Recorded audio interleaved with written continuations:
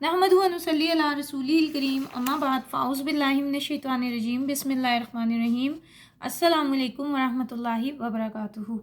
कैसे हैं आप सब लोग? अल्लाह से दुआ है कि अल्लाह ताला सबको अपने घरों में अपनी हिफ्ज़-ओ-मान में खैर वफ़ियत से अपनी रहमतों और बरकतों के साए में रखें, आमीन। पिछले सबक में हमने सूरह बकरा की आयत नंबर 208 पढ़ी थी। आज इंशाअल्लाह ताला हम आयत नंबर 209 की तफसीर देखेंगे। अपना सबक शुरू करते हैं। रब्बि इश्रह ली सदरी व यस्सिर ली अमरी वाहलुल उक़दतम मिन लिसानी यफ़क़हू क़ौली रब्बना ज़िदना इल्मा अल्लाहुम्मा फ़क़्क़िहना फ़िद्दीन इलाही आमीन या रब्बल आलमीन। सूरह बकरा है, पारा है हमारा दूसरा और आयत है हमारी 209। फ़इन ज़ललतुम, फिर अगर तुम लड़खड़ा जाओ, मिन बादी माँ, इसके बाद जो जाअतकुम, आ गई तुम्हारे पास, अलबय्यिनात, रोशन दलील, फ़ालमू, बस जान लो, अन्नल्लाह, बेशक अल्लाह ताला, अज़ीज़ुन, अज़ीज़, हकीम, हिकमत वाला है। फिर अगर तुम अहकाम रोशन पहुँच जाने के बाद लड़खड़ा जाओ तो जान रखो कि अल्लाह ताला गालिब और हिकमत वाला है। देखिए कैसे इत्माम हुज्जत के बाद अल्लाह रब्बुल इज़्ज़त ने यहाँ बात बता दी। यहाँ पर अलबय्यिनात से क्या मुराद है? वो वार्निंग्स, वो तनबीहात जो कुरान ने शैतान की चालों से बचने और इसके फितनों से आगाह करने के लिए बयान की हैं। आप देखेंगे तख्लीक आदम और खिलाफत आदम के वाक़े से लेकर पूरे कुरान पाक में कई जगह ये बात आई है ना कि फ़इन्ना लकुम अदुव्वुन मुबीन, कि वो तुम्हारा खुला दुश्मन है। फिर आप देखेंगे पिछली किताबें जितनी भी थी सब में शैतान को दुश्मन करार दिया गया और उसकी बात मानकर उसके तरीक़ों पर जाने वाले को अजाबों से डराया गया। ठीक है, पिछली जितनी कौमें अजाबों के साथ तबाह कर दी गई, हर एक के पीछे शैतान का हाथ था। तो अल्लाह ने यहाँ आपको मुझे भी ये कह दिया है, यानी अल्लाह ताला इस आयत में बताते हैं कि अगर तुम शैतान की चालों पर चलोगे तो तुम कभी भी इस्लाम में पूरे के पूरे दाखिल नहीं हो सकोगे। ठीक है, आप देखेंगे वो लोग जिन्होंने खुद को शैतान की चालों से बचाकर अंबिया कराम की दावत को कबूल किया, असल में वही लोग कामयाब हुए, अजर सवाब भी उन्हीं को मिला। ठीक है, अच्छा एक बात और कि मुनाफिक होता कौन है? जो शैतान की चालों में आ जाता है, उसको फिर कदम कदम पर ख्वाहिशात जज्बात रोक लेते हैं। और जब याद रखेंगे ख्वाहिशात और जज्बात का टकराव होता है ना, तो अल्लाह के हुक्मों से जब इन चीज़ों का यानी ख्वाहिशात और जज्बात का टकराव होगा तो अमूमन जज्बात गालिब आ जाते हैं, कभी ख्वाहिशात गालिब आ जाती हैं। ठीक है, और ऐसी सूरत में इंसान फिर हिदायत के रास्ते से हट जाता है और दूसरी तरफ चल पड़ता है। तो अल्लाह से दुआ है कि अल्लाह ताला हमें कभी भी इस रास्ते से ना गिराए, आमीन। फ़इन ज़ललतुम का लफ्ज़ देखा है आपने यहाँ पे, ज़ल्ला यानी अपने आप को मजबूत कर लो। कमज़ोर हाथों से अगर इस्लाम को पकड़ा तो गिर जाओगे।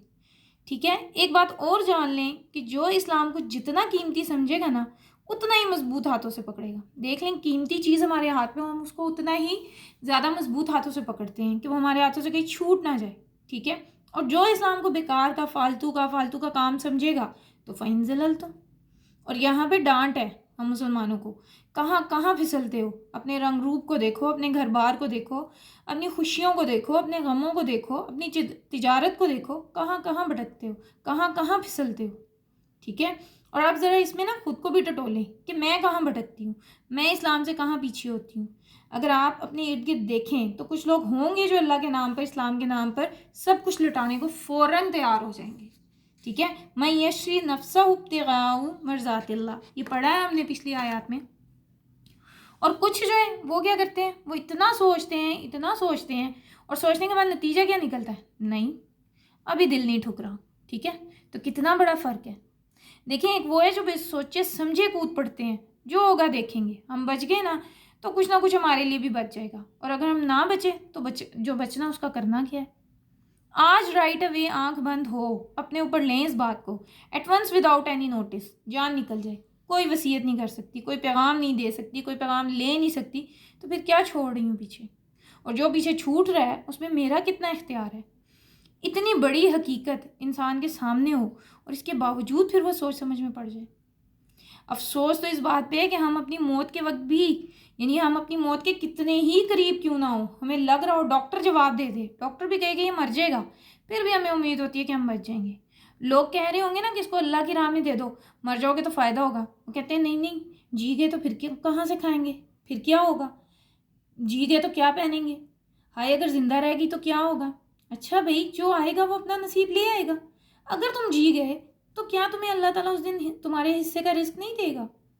تو یہاں جو بات ہے وہ بڑی اہم بات ہے، اور وہ کیا ہے کہ جب دل ٹھکتا ہے نا البینات پر، پھر کسی چیز کی پرواہ نہیں ہوتی، پھر بندے کو اس بات کا یقین ہو جاتا ہے کہ شیطان نے ہمیشہ بندے کا برا چاہا ہے. ٹھیک ہے، اور انبیاء کرام نے اور اہل خیر نے ہمیشہ ہمارا بھلا چاہا ہے. موت کا وقت اگر کوئی اپنا وقت سے پہلے دیکھ سکے اور اس کو اس وقت موقع مل جائے کہ وہ واپس آ جائے، تو کبھی بھی وہ دوبارہ اپنی ویسی زندگی نہیں جیے گا جیسی زندگی وہ گزار رہا ہے آج. اور یہ تو اللہ تعالیٰ نے برزخ کا پردہ ڈال دیا نا. کہتے ہیں زبان مرنے سے پہلے ہی بند ہو جاتی ہے، بندہ چیزیں دیکھ رہا ہوتا ہے، بتا نہیں سکتا کہ میرے ساتھ کیا ہو رہا ہے. ٹھیک ہے، تو اس لیے ایک مقصد کے لیے جئیں اور ایک مقصد کے ساتھ ہی مریں. آگے اللہ تعالیٰ بیان کر رہے ہیں فَاعْلَمُوا أَنَّ اللَّهَ عَزِيزٌ حَكِيمٌ. خوب جان لو کہ اللہ تعالیٰ غالب بھی ہے اور حکمت والا بھی ہے. یعنی اس کو تمہاری ضرورت نہیں ہے، وہ تو تمہارے لیے دنیا سے جا کے بیٹھا ہوا ہے. تم اپنی فکر کرو کہ تم کہاں کھڑے ہو، اور جتنا زیادہ میں خود کو اس چیز پر رکھیں گے نا کہ اللہ کے حکم کے مطابق چلنا ہے، اللہ کے حکم کے مطابق جینا ہے، تو آپ دیکھیں کہ اللہ تعالیٰ اتنا ہی آسانیاں پیدا کر دے گا. تھوڑی دیر کے لیے خود کو ساری دنیا سے علیحدہ ہو کر ٹٹولیں اور خود سے پوچھیں کہ میں اللہ کی کتنی پرواہ کرتی ہوں، یا لوگوں کی مجھے زیادہ پرواہ ہے یا اللہ کی زیادہ پرواہ ہے. مجھے اس چیز کا زیادہ ڈر ہے کہ لوگ کیا کہیں گے، یا مجھے اپنے اللہ کو خوش کرنا ہے. آپ کو اسلام میں پورا آنا بالکل مشکل نہیں لگے گا. اور اگر آپ نے اللہ کی پرواہ کرنی شروع کر دی تو اور لوگ تو یعنی کہہ لیں گے میرے ہیں ہی نا. ٹھیک ہے، اگر وہ خوش ہوتے ہیں تو ہو جائے، اور اگر وہ خوش ہوتے ہیں نا، یعنی آپ کے اللہ سے راضی ہونے پر اگر وہ آپ سے خوش ہوتے ہیں تو خوش ہوں گے تو یہ ان کا اچھا نصیب ہے.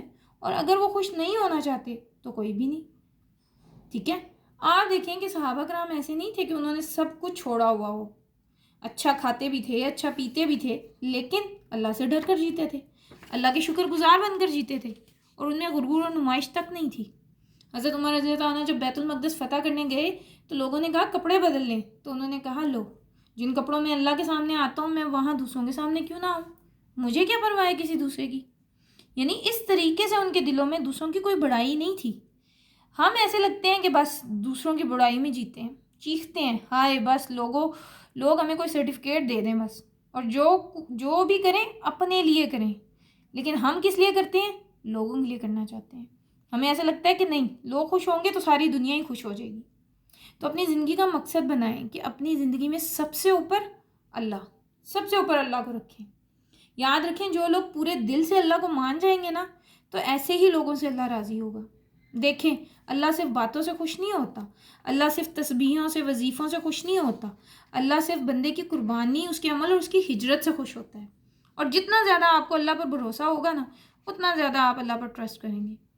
دیکھیں نا، بظاہر تو ایمان والوں سے یہاں پہ خطاب ہے نا، لیکن پیغام تو منافقوں کو دیا جا رہا ہے. نام کے مسلمان، بے عمل مسلمان، آدھے مسلمان. اور ایسے لوگ جب اللہ کے رستے میں نکلیں گے تو پھر کریں گے کیا؟ جب آپ کا اپنا ہی ایمان نہیں ہے تو آپ اللہ کے رستے میں کیا کھڑے ہوں گے؟ آپ دیکھیں، آپ نے پڑھا ہے کہ یہود سے اللہ نے جو منصب چھینا اس کی وجہ کیا تھی؟ آدھے دین پر ایمان، آدھے دین پر عمل. عقیدے اور عمل میں اتنا بڑا تضاد.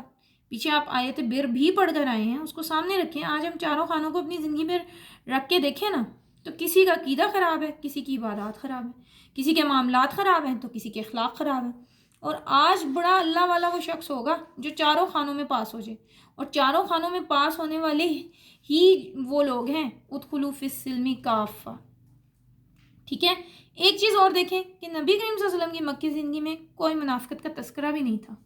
ٹھیک ہے، جو مکی زندگی تھی نبی کریم صلی اللہ علیہ وسلم کی، وہاں پہ منافقت نہیں تھی، وہاں پہ تو مشرکین ہی تھے نا.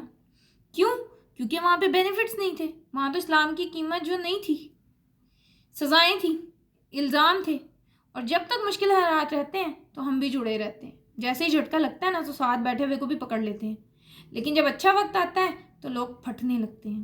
سب سے مشکل قربانی جو ہے نا وہ نفس کی قربانی ہے، اور اللہ ہم سے ہمارا نفس چاہتا ہے، اور ہم دوسروں کو خوش کرنے میں لگے ہوئے ہیں.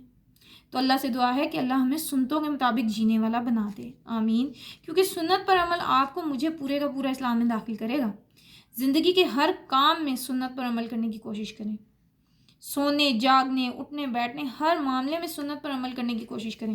کیونکہ نماز تو تھوڑی دیر کے لیے پڑھی جاتی ہے نا، ہر وقت تو ہم نماز نہیں پڑھ سکتے، مگر اس طرح سنتوں پر عمل کر کے ہم ہر وقت کیفیت نماز میں رہیں گے. ٹھیک ہے. اللہ سے دعا ہے کہ اللہ آپ کو اور مجھے اس کی توفیق دے، اور کبھی اگر لڑکھڑا جائیں تو اللہ تعالیٰ سے یہ کہیں کہ یا اللہ تو ہمیں معاف کر دے، کیونکہ آنا تو پھر تیرے پاس ہی ہے. تو ہماری برائیوں کو، ہماری خطاؤں کو، ہماری بشری کمزوریوں کو بخش دے. آمین. وما علینا الا البلاغ. آپ کا میرے ساتھ رہنے اور قرآن سننے کا بہت بہت شکریہ. جزاکم اللہ خیرن کثیرہ. اللہ سے دعا ہے کہ اللہ تعالیٰ آپ کو اس کا بہترین اجر دے. کوشش کیجئے کہ جن لوگوں تک یہ دین کی بات نہیں پہنچ رہی، یا اللہ کا احکامات جو ہیں، اللہ کے حکم نہیں پہنچے، تو ان تک آپ اپنی زبان کے ذریعے پہنچائیں، تاکہ یہ آپ کے لیے بھی صدقہ جاریہ بن سکے. ٹھیک ہے، کیونکہ امت مسلمہ کے طور پر ہم سب پر یہ ذمہ داری عائد ہے کہ ہم جتنا علم جانتے ہیں ہم اس کو آگے پہنچائیں. ٹھیک ہے.